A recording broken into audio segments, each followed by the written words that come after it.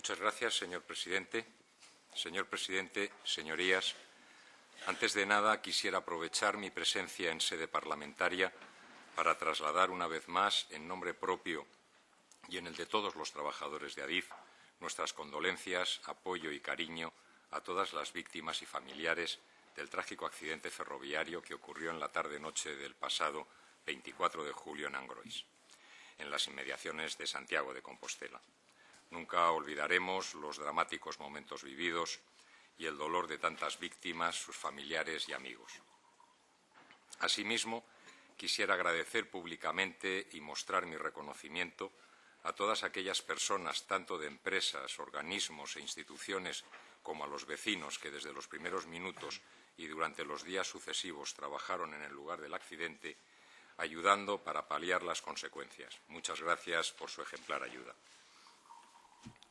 Señorías, es un honor para mí comparecer a petición propia y a solicitud del Partido Nacionalista Vasco y Convergencia y Unió ante esta Cámara para aportar toda la información y documentación de la que disponemos y contribuir de esta manera a que se esclarezcan las causas últimas del accidente.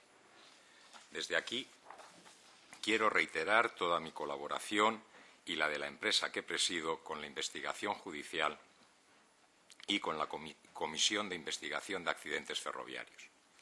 Como presidente de Adif, mi deseo es que se conozca toda la verdad y que de ella podamos obtener las lecciones que nos permitan tomar todas las medidas posibles para evitar que un suceso de esta naturaleza pueda repetirse en el futuro. Estoy convencido de que todos los que estamos hoy aquí compartimos ese mismo objetivo y estoy convencido de que este es el mejor servicio que le podemos hacer a la sociedad en general y a todas las víctimas.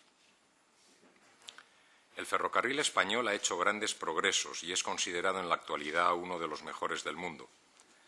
Tenemos la obligación de hacer todo lo que esté en nuestras manos para que siga siéndolo, y eso pasa por trabajar conjuntamente para que la calidad de todo el sistema ferroviario contemple en todo momento unos altos parámetros de seguridad, porque es precisamente la seguridad la base primordial de este servicio. Como ustedes saben, Adif, además de gestionar las infraestructuras ferroviarias en su calidad de administrador, tiene encomendada también la construcción de nuevas infraestructuras. Señorías, voy en primer lugar a describirles cuáles son los procedimientos que se siguen para la construcción de nuevas líneas. Tanto en la presente como en las pasadas legislaturas, los diferentes gobiernos han presentado y aprobado diversos planes de infraestructuras y transportes en los que se recogían los objetivos generales en política de infraestructuras para un periodo de tiempo determinado. Voy a citarles los últimos. El Plan de Infraestructuras y Transportes, PIT 2000-2007, en el que se incluyó el denominado Plan Galicia. El Plan Estratégico de Infraestructuras y Transportes, PEIT, que contemplaba el periodo de actuación 2005-2020 y que en 2010 se presenta junto al Plan Extraordinario de Infraestructuras, PEI, que preveía fórmulas de inversión mediante colaboración público-privada. Y el Plan de Infraestructuras, Transporte y Vivienda, PITVI, cuyo desarrollo está previsto entre 2012 y 2024, que está aún en tramitación. En la planificación ferroviaria y en la determinación de las nuevas líneas que se integrarán en la red hasta su construcción y puesta en servicio, se configuran las siguientes tres fases. La primera es la fase de planificación estratégica, en la que se procede a la identificación de corredores, proceso elaborado en cada caso por la dirección competente del Ministerio de Fomento. En esta fase se realizan los estudios previos de viabilidad que, junto a criterios de vertebración territorial y de mejora medioambiental, aportan una información esencial para la toma de decisiones. La segunda, la fase de planificación operativa, en la que se realiza el estudio informativo que analiza y define las opciones de trazado, seleccionando la alternativa más recomendable. El estudio informativo, que es elaborado por la Dirección General de Ferrocarriles, debe seguir una hoja de ruta con el objetivo de que todos los implicados en el proceso puedan dar su opinión acerca de la infraestructura que se pretende acometer. Una vez aprobado, la Dirección General de Ferrocarriles lo remite a las comunidades autónomas y entidades locales involucradas para que durante el plazo de un mes examinen las propuestas, las valoren y puedan hacer alegaciones. Si hay disconformidad, se debe motivar y el expediente se eleva al Consejo de Ministros, que decide si procede o no ejecutar el proyecto o si lo modifica. El estudio informativo se somete también a informe de otros departamentos ministeriales. Después se publica en el Boletín Oficial del Estado y se abre un periodo de 30 días hábiles de información pública en el que cualquiera que se sienta afectado puede alegar. La Dirección General de Ferrocarriles tiene después 2 meses para proponer la resolución del expediente. Una vez cubiertos todos estos pasos, se remite al Ministerio de Medio Ambiente para comprobar que cumple con la legislación medioambiental y emitir la correspondiente declaración de impacto ambiental. El Ministerio notifica la resolución del expediente a todos los que han hecho alegaciones antes de publicarlo definitivamente en el Boletín Oficial del Estado.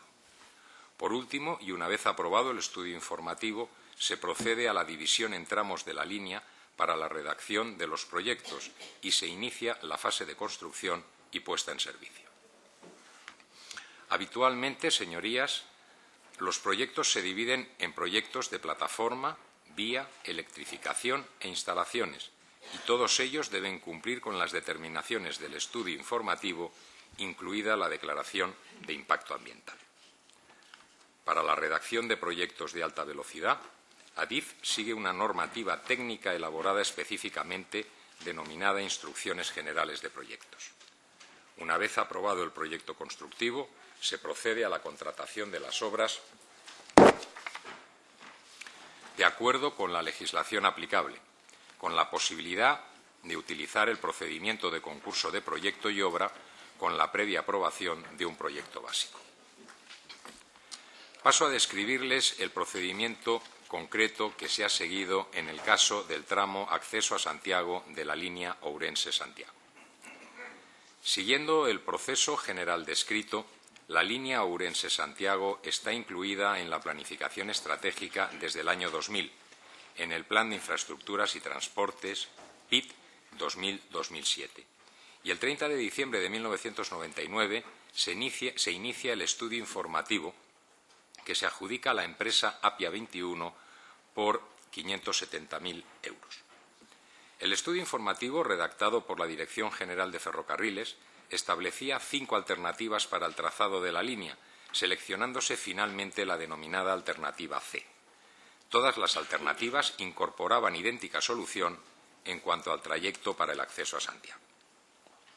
El estudio informativo fue sometido a información pública el 21 de noviembre de 2001 y enviado a los siguientes organismos: Delegación de Gobierno en subdelegaciones de Gobierno en Ourense y Pontevedra, Xunta Galicia y A Coruña de Galicia, 6 diputaciones provinciales de A Coruña, Ourense y Pontevedra, Confederación Hidrográfica del Norte, Dirección General de Carreteras, Renfe y los 15 ayuntamientos afectados por la traza.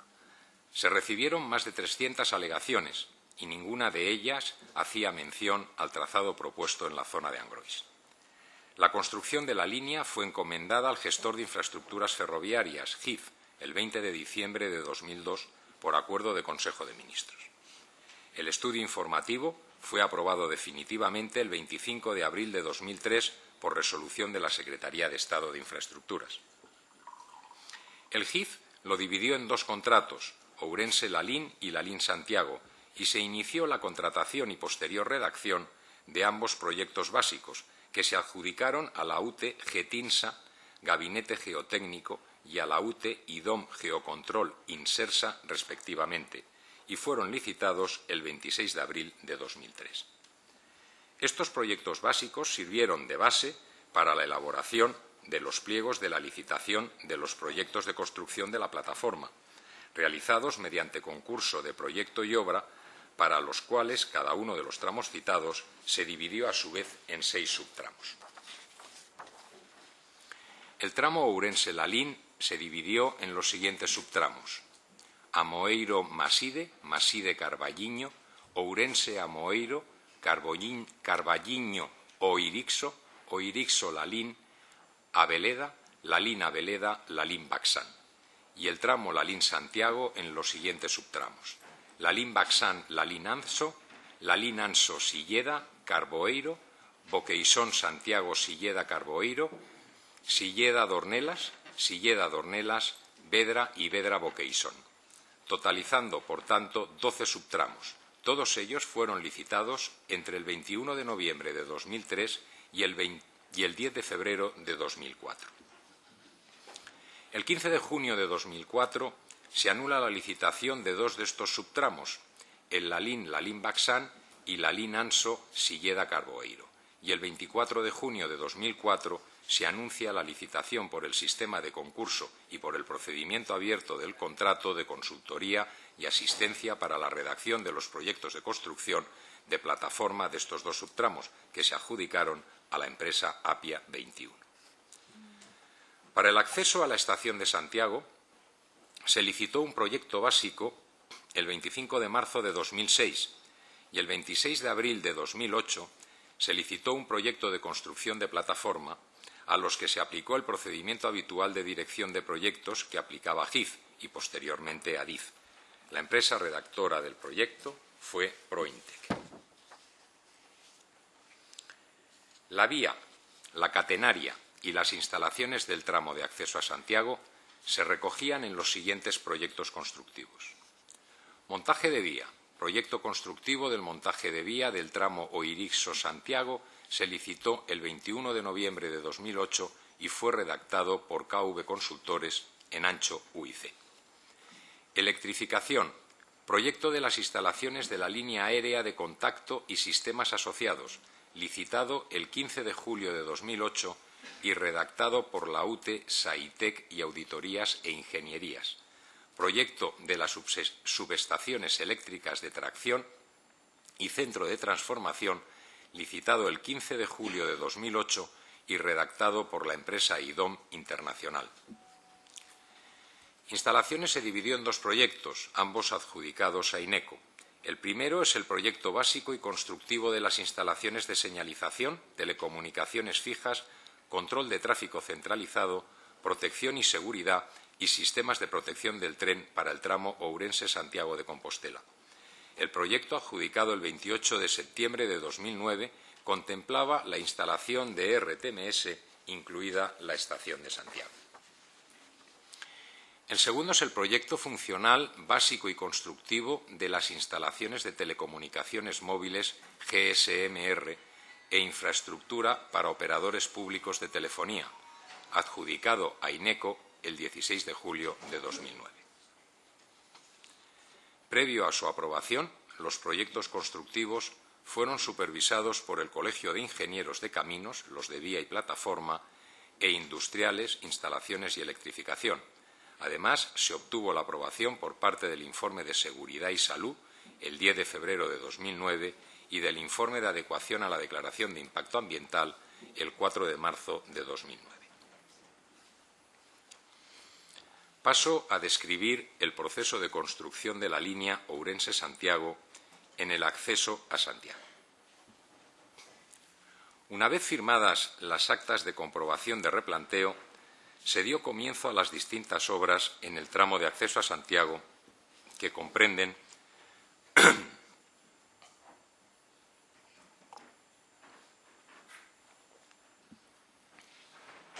obras de infraestructura, plataforma del eje Ourense-Santiago, tramo de acceso a la estación de Santiago de Compostela. Esta obra fue adjudicada el 24 de julio de 2009 a la empresa Puentes y Calzadas, con un presupuesto de adjudicación de 39,9 millones de euros. Las obras comenzaron en octubre de 2009 y concluyeron en noviembre de 2011. El contrato de servicios de asistencia para el control de las obras de plataforma fue adjudicado el 29 de julio de 2009 a GPO Ingeniería Sociedad Anónima por un importe de 2 millones de euros. Durante el transcurso de las obras se produjeron los siguientes trámites administrativos. Un modificado que supuso un incremento presupuestario de 1 millón de euros que no afectó al trazado y que consistió en la sustitución de un muro, la reposición de servicios, el traslado del tren tierra y una nueva trinchera frente a la vía. Y dos, unas obras complementarias de 9,8 millones de euros para cubrir parte de la plataforma con una losa alveolar con el objeto de minimizar el impacto ambiental.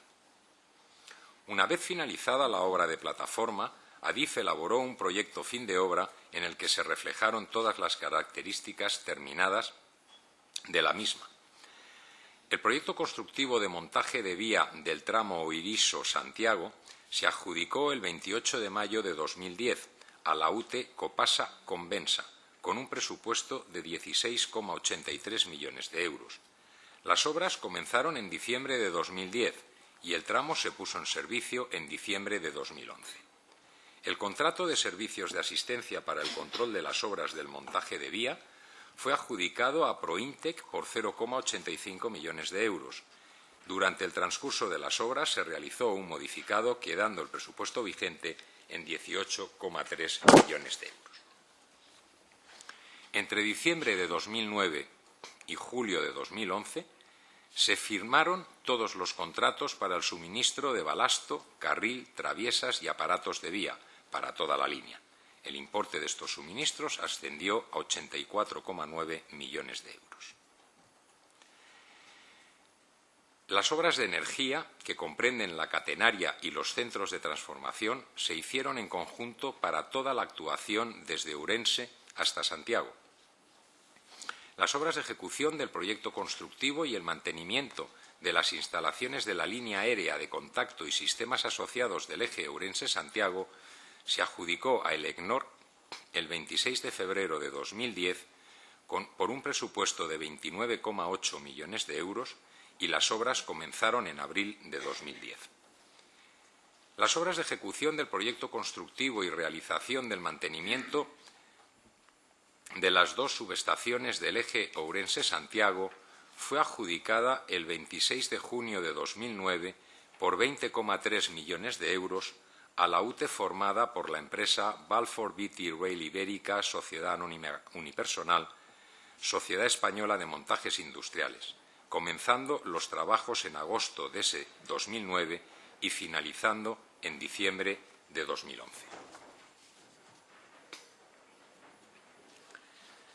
Las obras de ejecución del proyecto constructivo y realización del mantenimiento del telemando de energía del eje Ourense-Santiago fue adjudicada el 1 de marzo de 2011 por un importe de 3,3 millones de euros.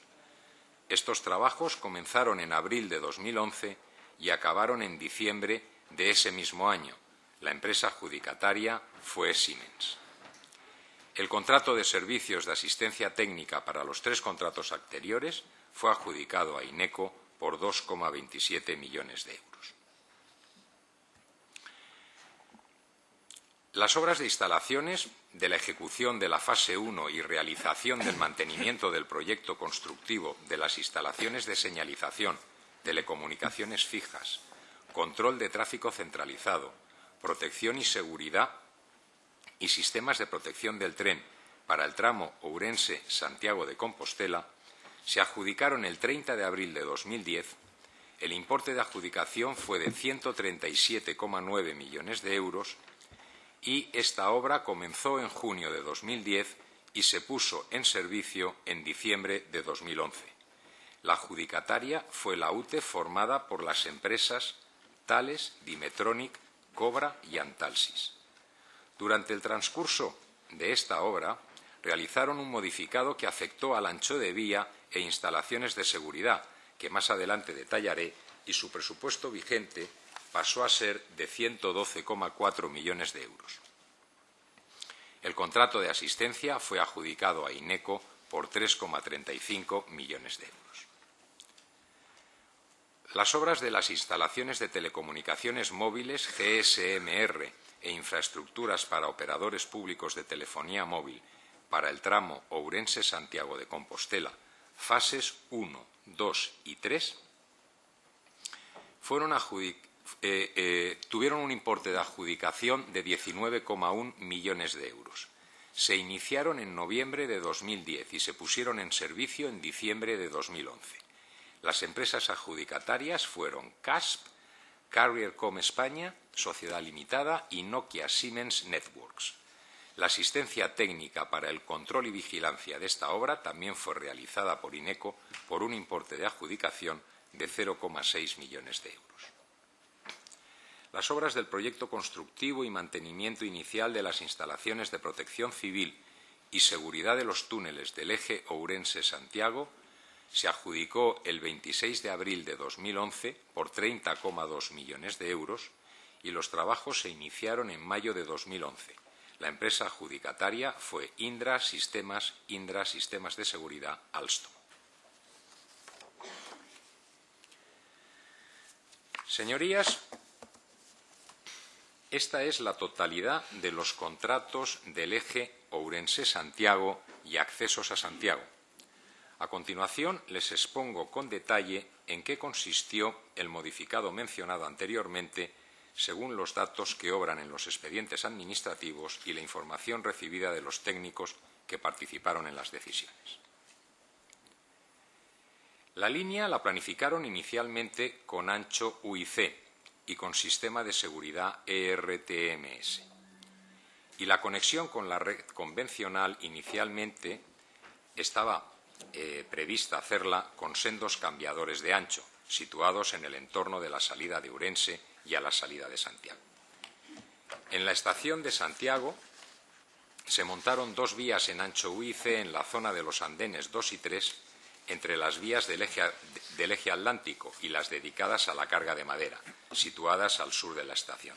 Plantearon además la necesidad de buscar nueva ubicación para esta actividad, que inicialmente se pensó trasladar a la estación de Asusana, situada en la línea convencional Ourense-Santiago. También plantearon la posibilidad de ubicar el cambiador previamente a la bifurcación de Agrandeira para que fuera de utilidad para los trenes de Vigo. Consideraron también la posibilidad de adaptar el tramo Santiago a Coruña en ancho UIC, cambiando el ancho de una de las vías y montando la otra con ancho mixto para permitir la circulación de los trenes procedentes de Vigo y de las mercancías. Posteriormente consideraron que el tiempo de operación de los dos cambiadores de ancho inicialmente previstos en apenas 90 kilómetros de trayecto impedía ofrecer ventajas en el servicio. Los responsables de Adif en ese momento tomaron la decisión de realizar el montaje inicial de la vía entre Ourense y Santiago en ancho convencional para con posterioridad transformarla a ancho UIC. Asimismo, decidieron una simplificación del esquema de vías. En junio de 2010 hacen una propuesta de modificado y finalmente, a propuesta del presidente de Adif, con la conformidad del secretario de Estado de Planificación e Infraestructuras y el ministro de Fomento, autoriza la continuidad de las obras el 25 de abril de 2011. La solución de carácter trascendental que finalmente adoptaron fue ejecutar todo el tramo en ancho convencional, pues, como he dicho antes, consideraron que el paso por los dos cambiadores de ancho producía una distorsión innecesaria a la explotación. Además, para los trenes remolcados, como era el caso de los de larga distancia, al inicio de la explotación, el cambio de ancho con locomotoras suponía que apenas habría reducción de los tiempos de viaje. Esta decisión, asimismo, afectó a los proyectos de señalización, cambiando la configuración inicial en RTMS para los accesos a mantener la explotación con el sistema ASFA, con lo que se aseguraba la compatibilidad con el enclavamiento existente de Santiago. Sobre este tema volveré más adelante cuando exponga las instalaciones de señalización y seguridad. La línea se puso en servicio el 10 de diciembre de 2011. Señorías, me gustaría en estos momentos explicarles los diferentes sistemas de gestión de la seguridad que dan cobertura a nuestra explotación ferroviaria. Se componen de un conjunto de medidas establecidas por Adif para garantizar la gestión de las operaciones en condiciones de seguridad, en lo que se refiere a la infraestructura, la energía, el control de mando y señalización, explotación y gestión de tráfico, el mantenimiento y aplicaciones telemáticas al servicio de los pasajeros y del transporte de mercancías. El control automático de la circulación se ejecuta a través de un puesto central de control de tráfico, que da instrucciones y órdenes para su cumplimiento a otros agentes intervinientes en los procesos de circulación. Para ello, cuenta con elementos como los enclavamientos de las estaciones, el bloqueo automático entre estaciones y las comunicaciones de radiotelefonía que enlazan el puesto central con los gabinetes de circulación de las dependencias a gobernar y los vehículos motores. Se denomina bloqueo entre dos estaciones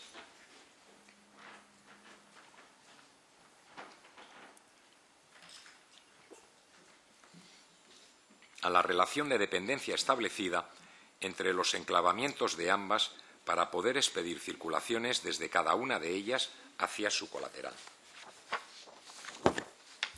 La señalización o transmisión de información mediante señales requiere un código que defina con precisión tanto el aspecto, indicación y situación de las señales como el significado para el receptor en forma de actuaciones concretas. En cuanto a la radiotelefonía, su misión es facilitar a los agentes la información necesaria para adoptar decisiones que afecten o puedan afectar a la circulación de los trenes, especialmente en caso de anormalidad. Contribuir en cuanto sea posible a eliminar o impedir situaciones de peligro que pudieran presentarse durante la circulación de los trenes. El uso prioritario de este medio está destinado a las conversaciones relacionadas a incidencias o anormalidades y todo lo referente a la regulación de la circulación de trenes. Por todo ello y por la trascendencia de estas comunicaciones quedan registradas en el sistema. Estas comunicaciones se establecen entre el puesto central de radiotelefonía y los puestos móviles o portátiles por intermediación de los puestos fijos. Está constituido esencialmente por un puesto central radio ubicado en el puesto central de control de tráfico, puestos móviles en los trenes y equipos portátiles y unos puestos fijos situados a lo largo de la línea. La circulación de los trenes requiere la actuación coordinada del personal del puesto central de control de tráfico, estaciones y trenes, con el objeto común de garantizar un itinerario sin obstáculos y seguro. Esta actuación coordinada está basada en la identificación precisa de los trenes en circulación, en el conocimiento de sus horarios, paradas y velocidades y en la información oportuna de las circunstancias particulares de cada tren. El conocimiento del horario, parada y velocidades se refleja en la franja horaria o surco para cada tren.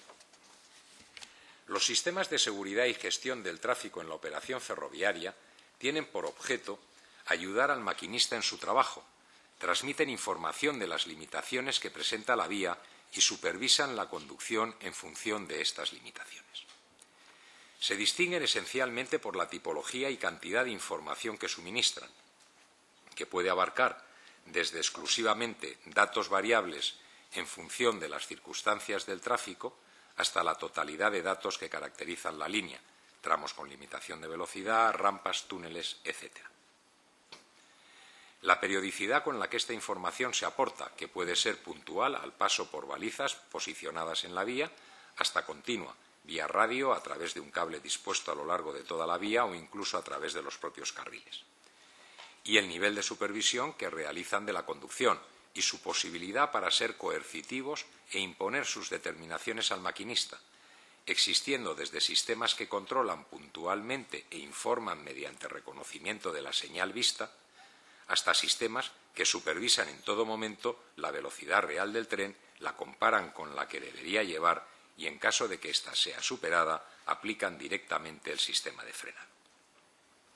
La circulación de trenes por determinadas líneas podrá exigir que los vehículos motores tengan que estar equipados con alguno de los sistemas descritos a continuación, lo cual se refleja en el manual de capacidades.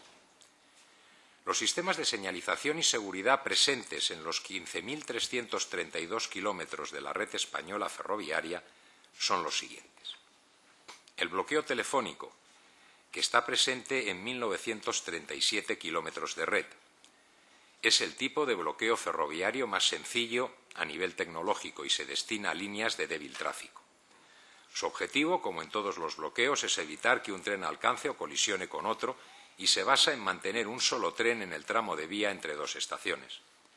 Para ello, el agente encargado de la circulación de la estación de la que va a salir el tren solicita permiso a la estación de destino. El jefe de circulación de la siguiente estación, tras comprobar que el cantón está libre de trenes, concederá el permiso para utilizar el tramo. Esta comunicación se realiza mediante unos textos normalizados o telefonemas y normalmente como medio de comunicación entre las estaciones se utiliza el teléfono. Hasta que el tren no llega a la estación de destino, completo y sin anormalidad, ninguno de los jefes de circulación de las estaciones colaterales puede dar autorización a otro tren a utilizar la vía. En definitiva, el maquinista circula con la información de la vía y la señalización lateral, sin supervisión que pueda corregir las decisiones.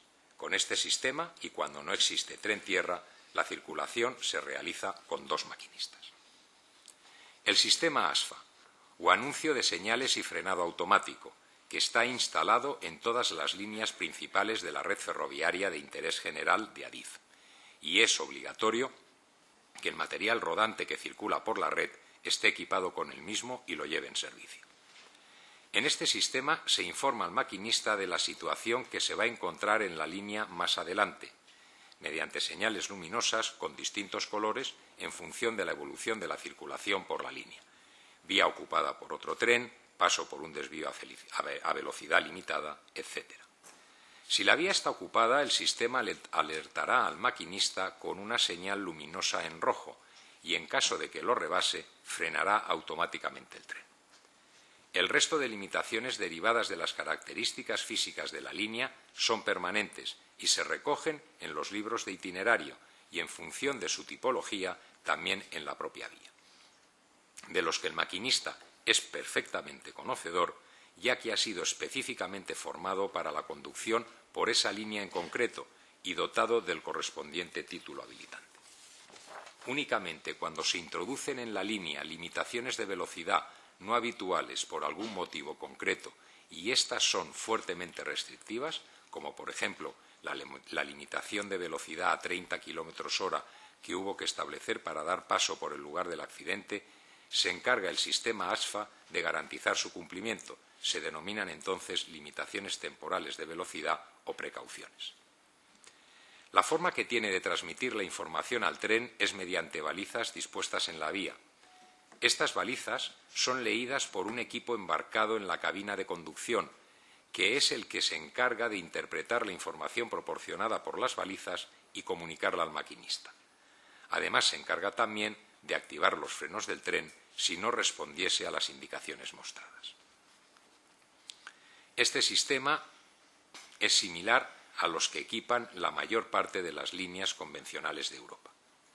En la actualidad, señorías, el sistema ASFA está instalado en 13.397 kilómetros de nuestra red, de los cuales en 10.925 kilómetros actúa como sistema principal y en 2.472 sirve como sistema de respaldo. El LZB es otro de los sistemas de señalización, control y conducción asistida que supervisa continuamente la velocidad del tren y gobierna su marcha por medio de la señalización en la cabina. Está instalado en 697 kilómetros de la red, en la línea de alta velocidad Madrid-Sevilla, en la Córdoba-Málaga y en la Madrid-Toledo, y en algunas líneas de cercanías. La necesidad de avanzar en la interoperabilidad de los sistemas de seguridad animó a la Unión Europea a fijar un nuevo estándar que pudiese ser desarrollado por cualquier fabricante y que pudiese equipar el conjunto de la red europea de forma que desapareciesen las fronteras en materia de señalización existentes, además de poder hacer frente al reto de seguridad que suponía conducir trenes que superaban los 200 km/h y podían alcanzar velocidades superiores a los 300 km/h. Señorías, así surgió el denominado Sistema Europeo de Gestión de Tráfico Ferroviario, conocido por sus siglas en inglés European Rail Traffic Management System, ERTMS. Actualmente combina dos subsistemas: el ETCS, Sistema Europeo de Control de Tráfico, centrado en la señalización y protección del tren, y el GSMR, que es un sistema global para comunicaciones móviles en ferrocarriles. El sistema ofrece en cabina la información al maquinista proporcionada por las señales, al considerarse que a partir de ese umbral de velocidad el ojo humano no podía distinguirlas correctamente. Recopila datos de un trayecto más amplio, dada la mayor longitud necesaria para el frenado. Un tren que circula a 300 km/h requiere para detenerse distancias comprendidas entre 4 kilómetros para una deceleración de emergencia y 9 para una deceleración de confort, y realiza una supervisión continua de la conducción. El ERTMS determina la máxima velocidad en cada momento a la que puede circular el tren en función de las características del tren, número de viajeros, de las variables derivadas de la gestión del tráfico, situación del tren precedente, velocidad reducida por vía desviada, etc., y las características de la infraestructura, túneles, viaductos, pendientes, etc. El sistema informa al maquinista de la velocidad máxima a la que puede circular y de la distancia que puede mantenerla, supervisando de forma continua su acción, ya que compara en todo momento la velocidad real del tren con la máxima autorizada. Cuando el tren debe disminuir la marcha porque debe pasar a una velocidad menor a la que circula por un punto determinado, el sistema calcula la curva de frenado que puede realizar el tren en condiciones de seguridad y comprueba que el maquinista se ciña a ella, aplicando en caso contrario el frenado automático.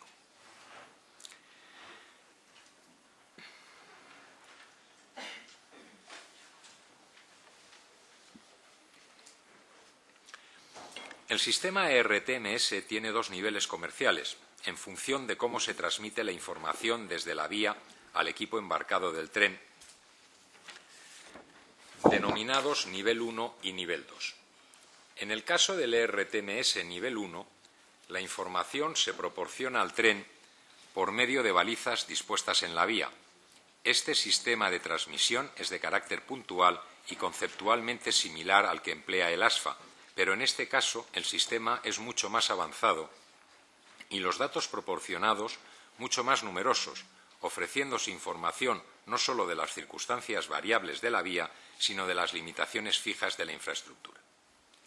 El ERTMS nivel 1 es, por tanto, un sistema de protección del tren de información puntual, al paso por las balizas y supervisión continua, que controla en todo momento la acción del maquinista.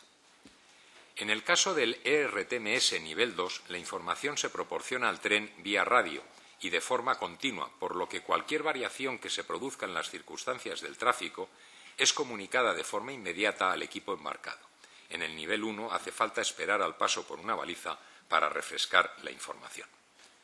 La transmisión de la información, además de mediante las balizas dispuestas en vía para datos fijos y posicionamiento, se realiza a través de un sistema de comunicaciones denominado GSMR, similar al que utiliza la telefonía móvil comercial, pero en un rango de frecuencias siempre disponible y específicamente reservado para los ferrocarriles, y con las oportunas redundancias y comprobaciones para garantizar la seguridad.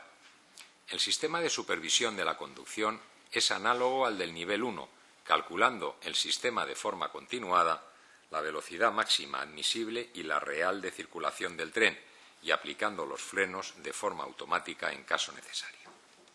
El ERTMS nivel 2 es, por tanto, un sistema de protección del tren de información continua. Cualquier cambio se comunica de forma inmediata vía radio y supervisión continua. Se controla en todo momento la acción del maquinista. Señorías, en España tenemos instalados 1.974 kilómetros del sistema ERTMS, de los cuales 656 kilómetros son de nivel 2, ligados fundamentalmente a la explotación de líneas de alta velocidad, siendo el país de Europa con más kilómetros de red instalados en esta tecnología interoperable. A continuación, paso a detallarles qué equipos de seguridad se instalaron en el acceso a la estación de Santiago desde la línea de alta velocidad Ourense-Santiago, así como las razones que justificaron su implantación, según nos informan los técnicos que participaron en la decisión. El primer proyecto constructivo, licitado por Adif el 21 de noviembre de 2008 para la ejecución de las obras de instalaciones de seguridad y comunicaciones del tramo Ourense-Santiago, preveía su ejecución en ancho UIC hasta la estación de Santiago, con un cambiador de ancho que se construía a la salida de la estación hacia La Coruña, e igualmente el acceso a la estación de Ourense incorporaba un cambiador de ancho a la entrada de la estación. El proyecto inicialmente licitado en el tramo de vía de ancho U y C entre los dos cambiadores de ancho preveía el sistema ERTMS. En junio de 2010, la decisión de ejecutar el tramo Ourense-Santiago en ancho de vía convencional hizo necesario redactar una modificación del proyecto en la que se reconsideró el equipamiento de las instalaciones, así como el procedimiento de gestión del tráfico, al desaparecer los límites anteriormente establecidos por los distintos anchos de vía y considerando que la bifurcación a Grandeira, la estación de Santiago y la bifurcación Río-Sar, bypass de conexión con el eje atlántico, pertenecían al mismo enclavamiento de Santiago. Este enclavamiento de Santiago se explota con el sistema ASFA y tiene funcionalmente las siguientes bandas o bloqueos con dependencias colaterales con los sistemas de señalización indicados. Banda lado Pontevedra-Vigo, sistema ASFA con velocidades máximas de circulación de 200 km/h, eje atlántico. Banda lado Coruña, sistema ASFA con velocidades máximas de circulación de 200 km/h, eje atlántico. Y banda lado Ourense, red convencional, sistema ASFA. Señorías, el nuevo acceso al enclavamiento de Santiago decidieron en su momento que resultaba coherente realizarlo con el sistema ASFA que reglamentariamente permite velocidades máximas de circulación de 200 km/h.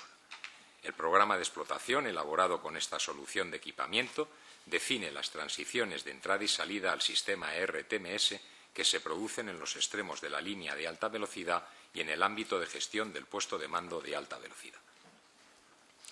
El puesto de mando de alta velocidad gestiona la nueva línea excluyendo las bifurcaciones de los extremos.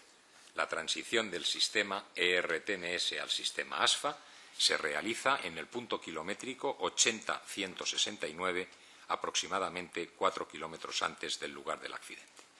La distancia desde el punto donde se realiza la transición del sistema ERTMS al sistema ASFA, punto kilométrico 80 más 169, hasta la señal de entrada E7 del enclavamiento de Santiago, punto kilométrico 84 más 176, es de 4.007 metros, distancia suficiente para detener el tren con frenado de servicio en caso de que dicha señal esté cerrada. La distancia entre el punto de salida del sistema ERTMS a 200 km/h, 80 más 169, y el de inicio de la limitación a 80 km/h, 84 más 230, es de 4.061 metros. Es decir, la limitación comienza después de la señal de entrada de E7.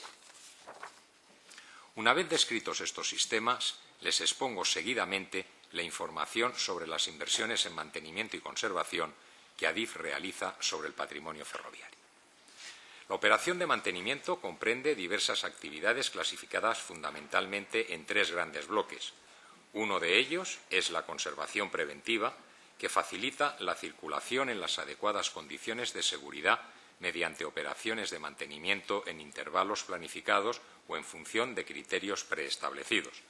Con este fin, se realizan labores de inspección y auscultación, así como sustituciones puntuales de material, corrección de defectos propios de la fatiga del carril, nivelación de la vía, limpieza de cunetas, etc. La conservación preventiva se complementa con la conservación correctiva, destinada a retrasar el proceso de degradación de la infraestructura y el mantenimiento realizado en caso de detectarse un fallo o una avería. Las dotaciones presupuestarias destinadas tanto a la conservación preventiva como a la correctiva ordinaria han permitido que en la red en ancho U y C las inversiones se mantengan alrededor de los 215 millones de euros año entre 2011 y 2013 y en ancho convencional se mantenga la inversión alrededor de los 500 millones de euros año. Quiero destacar que para el año 2013 está previsto un gasto total en conservación preventiva y correctiva que supera los 710 millones de euros y que en el 2005 esta cifra fue de 565 millones de euros. Por último, está la conservación extraordinaria, que tiene como objetivo restituir las características de elementos de la infraestructura o, en su caso, mejorar los estándares iniciales por causas tecnológicas o normativas. En relación con el mantenimiento de la línea Ourense-Santiago de Compostela, Su presupuesto se incluye dentro de los gastos destinados a conservación de ancho convencional y, dado que la línea se puso en servicio en diciembre de 2011, los primeros datos corresponden al año 2012, cuyo gasto ascendió a 4,66 millones de euros, comprendiendo los capítulos de vía e infraestructura, catenaria, subestaciones, instalaciones y telecomunicaciones. Señorías, la vía en cuestión por la que circulaba el tren que sufrió el accidente había sido inspeccionada y auscultada el pasado 20 de abril. La inversión prevista para 2013 es superior a la correspondiente al año 2012, ascendiendo a 4,86 millones de euros, incluyendo solo tareas de conservación preventiva y correctiva, dado que al ser línea inaugurada hace 20 meses aún no han sido necesarias actuaciones de conservación extraordinaria. Señorías, les informo a continuación de todas aquellas actividades que Adif realizó como consecuencia del accidente. En la noche del 24 de julio, el Centro de Control de Tráfico me informó rápidamente del accidente y de su gravedad, lo que trasladé de inmediato a la ministra, iniciándose todo el procedimiento de auxilio a las víctimas y poniéndose en marcha todos los protocolos de emergencia, así como las medidas necesarias para poder reponer el servicio lo antes posible. Debido a la envergadura del accidente, se movilizaron todos los medios disponibles en la zona, tanto de Adif como de las empresas colaboradoras, con un total de 138 personas que realizaban trabajos en las proximidades. Las actuaciones realizadas por especialidad se relacionan a continuación. Instalaciones de seguridad. Para ejecutar las actuaciones necesarias en instalaciones de seguridad, telecomunicaciones y videovigilancia, se contó con la empresa Thales, tecnóloga de parte de la ingeniería instalada en la zona y que en la actualidad realiza actuaciones en Galicia.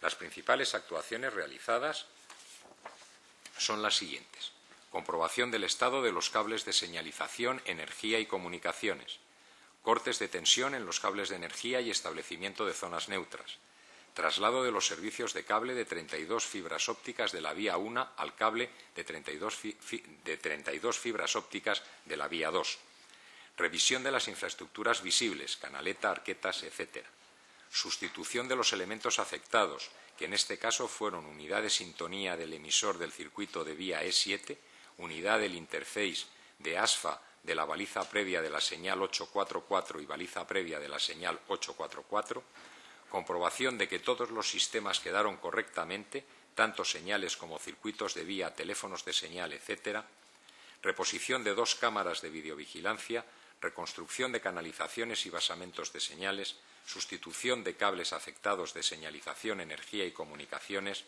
pruebas y puesta en servicio de las instalaciones. Catenaria. La reparación de los cuantiosos daños existentes requirió la participación de la empresa Siemens y el ECNOR, que realizaron actuaciones en el ámbito de Galicia. La reparación de los desperfectos en la línea de catenaria de las 2 vías son: en vía 2, tendido de 100 metros, recolocación y montaje de 6 ménsulas y pendolado, y en la vía 1, reposición de 7 bases de postes, instalación de 8 postes de catenaria con ménsulas, tendido de 1.200 metros de catón de catenaria, tendido de cables feeder y guarda. Infraestructura y vía. Actuaciones más importantes de primera intervención: limpieza de la plataforma de la vía de objetos del tren siniestrado y resto de material de vía, sustitución de 32 metros de carril en cupones incluidas soldaduras, sustitución de 600 traviesas monobloque, descarga de balasto, nivelación y alineación de vía con maquinaria pesada, reposición del cierre perimetral de la zona del accidente, limpieza de la zona urbana afectada, casas particulares afectadas por materiales de vía, balasto y restos del tren. Por otra parte, para facilitar y asegurar la circulación en el tramo del accidente, se ha instalado un cartelón de 160 km/h de preanuncio de limitación de velocidad a 30 km/h en el sentido Ourense-Santiago en el punto kilométrico 79969, con una baliza ASFA asociada a pie de cartelón, y en el punto kilométrico 81+669 se ha instalado un cartelón de anuncio y limitación de velocidad a 30 km/h por situación excepcional de trabajos en el margen de la vía. Esta limitación está protegida por una baliza asociada a la anterior, baliza que limita la velocidad a 60 km/h. Todo esto ha permitido que poco a poco se hayan podido liberar las vías del tren del accidente, una a una, y se haya podido restablecer progresivamente el servicio ferroviario. La circulación en la vía no afectada se abrió a las 5 horas del día 26, inicialmente con marcha a la vista, al paso por el lugar del accidente, y a las 7:30 horas de ese mismo día con marcha normal 80 km/h. En el caso de la vía donde tuvo lugar el accidente, se restableció la circulación con limitación temporal de velocidad a 30 km/h a su paso por el lugar del accidente a las 6:47 horas del día 29, sin que se haya retirado dicha restricción de velocidad. Nada más suceder el accidente, me puse en contacto con los miembros del Comité de Dirección de Adif para que cada uno, desde su ámbito de responsabilidad, movilizara sus equipos. El director general de explotación, Antonio Gutiérrez, se desplazó inmediatamente a la zona del accidente en compañía de los responsables de circulación y seguridad. En la mañana del día 25, y una vez activados todos los protocolos de actuación, se celebró en el aeropuerto de Santiago la primera reunión del Comité de Crisis convocado por la ministra y encargado de coordinar las actuaciones de todos los entes dependientes del Ministerio. La prioridad que desde el primer momento nos trasladó el Ministerio fue la atención a las víctimas y en eso nos concentramos en esos momentos. También nos ordenó que colaboráramos plenamente con las investigaciones judicial y de técnica de investigación del accidente en curso. Con fecha 25 de julio, el secretario de Estado remite oficio a Adif para que proceda a la realización de una auditoría sobre el total cumplimiento de la legislación reguladora del sector ferroviario y sobre seguridad en la circulación de la red ferroviaria de interés general, en relación con la infraestructura ferroviaria y los elementos que integran la línea Orense-Santiago de Compostela, así como sobre los requisitos necesarios para la prestación del servicio de transporte de viajeros, tanto para la empresa como por el personal ferroviario, y respecto al material rodante con carácter general y en particular para la citada línea en las condiciones establecidas de seguridad. Señorías, Adif desde el primer momento del accidente ha colaborado y sigue haciéndolo con la investigación judicial y con la Comisión de Investigación de Accidentes Ferroviarios. Asimismo, para la coordinación de todas estas actuaciones, he participado todos los días desde el accidente en el Comité de Crisis. Algunas de las medidas adoptadas tienen un carácter temporal y las haremos definitivas una vez tengamos toda la información disponible. Hasta que tengamos esa información, tengo que decir que desde el mismo momento del accidente, y como he dicho por expresa indicación del Ministerio de Fomento, nos propusimos tomar todas aquellas medidas que estuvieran en nuestra mano para evitar que lo ocurrido se pudiera repetir. Y eso significa que hemos puesto en revisión todos nuestros protocolos de seguridad para localizar cualquier aspecto mejorable o, en todo caso, implementar las correcciones en los protocolos que refuercen la seguridad de la red. En estos momentos, además de la investigación que lleva a cabo la Comisión de Investigación de Accidentes Ferroviarios, nuestro Departamento de Seguridad en la Circulación está elaborando un informe exhaustivo sobre el accidente, tal como establece el artículo 27 del Reglamento de Seguridad en la Circulación en la red ferroviaria de interés general. La seguridad en el sector ferroviario es una asignatura continua y esto no lo debemos olvidar en ningún momento ni lo vamos a olvidar.